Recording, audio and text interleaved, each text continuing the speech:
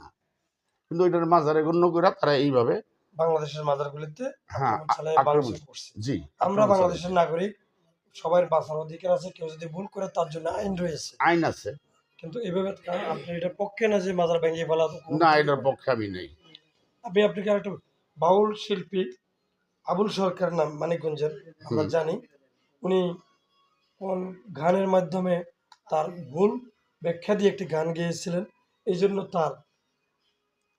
তাকে আইন হ্যাঁ তার জেল হাজতে ভরা হয়েছে আইনিভাবে।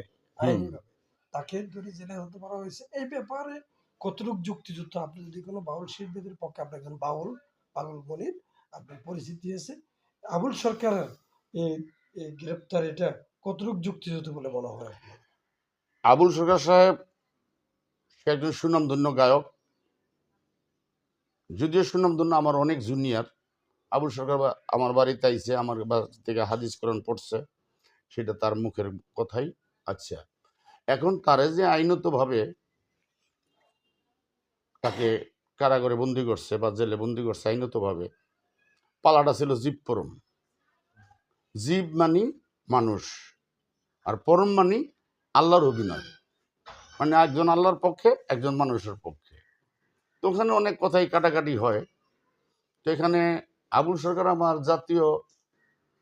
জাতীয় ভাই বা শিল্পী, যেখানে আমি লিগেল কথাটাই বলবো, তার কিছু কিছু কথা এখানে রং আছে, আচ্ছা আচ্ছা, কিছু কিছু কথা রং আছে। আবার পালার অভিনয়ে যায় কিন্তু আমরা অনেক কথা বলতে পারি, তবে এমন কথা যেন আমাদের মুখে না আসে যে আল্লাহ বা রাসূলের বিরোধিতা। সে যে একটা সূরার নাচ ব্যাখ্যা করলো, কুলাদেবের নাচ বা কি নাচ, ইলাহির নাচ, এই আল্লাহ কাছে নাচ, তো এটাই আপনি কি এই যে মনে করো নাচ শব্দের অর্থ মানুষ, নাচ শব্দের অর্থ মানুষ, সেটার ব্যাখ্যা করছে কি আল্লাহ নাচতে কইছে, আল্লাহ নাচতে কইছে, সূরা নাচ আল্লাহ বলছে নাচতে। এটা কি যুক্তিসঙ্গ? মানুষকে তো মূর্খ, মানুষ কি বুঝে না? তুলে সে এই যে কিছু কিছু, আবার আরেকটা কথা বলছে সে, তোমরা নামাজ পড়ো আমি পায়খানা করবো, এটা তো যুক্তি। তোমরা নামাজ পড়ো আমি পায়খানা করবো, একটা ডাইরেক্ট এমনিই বলছে আমি আঁকবো, তোমরা নামাজ পড়ো।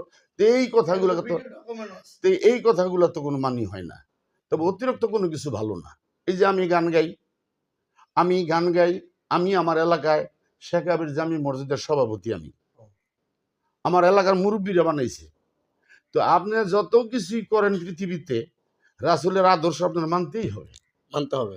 যিনি আমাদের দুজাহানের বাদশাহ, আখিরি নবী শেষ পয়গম্বর সাল্লাল্লাহু আলাইহি সাল্লাম, যিনি দুজাহানের বাদশাহ, এর রাসূলের আদর্শ ছাড়া কোনো ফকিরি চলবে না, কোনো শরীয়তি চলবে না। আমার রাসূল বলছে, যদি আমার আদর্শ কারোর মধ্যে না থাকে, সে যদি